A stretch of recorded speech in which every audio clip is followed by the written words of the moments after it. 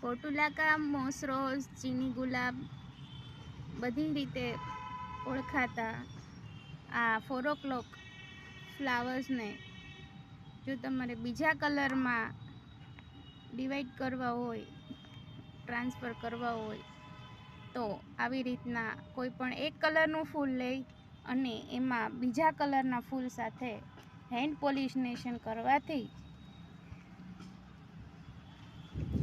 આ જ ફ્લાવરમાં આવી રીતના બીજો કલરની પેટલ આવી જાય છે અને આવી રીતની ડિઝાઇન પણ અલગ અલગ રીતે દેખાય છે.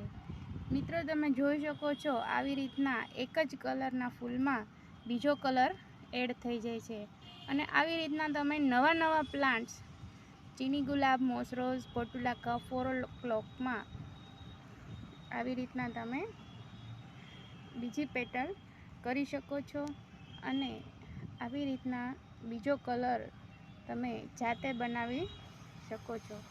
તમે જોઈ શકો છો કે આવી રીતના ફૂલમાં બીજો કલર આવી જાય છે. આવી જ રીતના તમે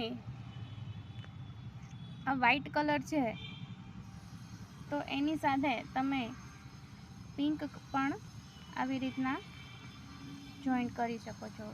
જેવી રીતના જો તમે આગળની થોડીક પત્તી હટાવી દો અને પછી પોલિનેશન કરશો તો તમને વધારે સારું રિઝલ્ટ મળશે.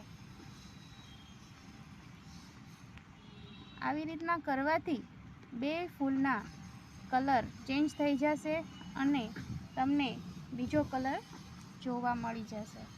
આવી રીતના તમે અલગ અલગ પ્લાન્ટ્સ બનાવી શકો છો. એવી જ રીતના તમે ચીની ગુલાબ અને પર્સનલનું કોમ્બિનેશન પણ કરી શકો છો.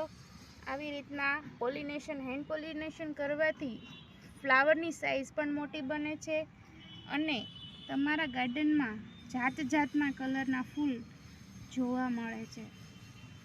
આવી જ રીતના નર્સરીવાળા લોકો પણ કરતા હોય છે.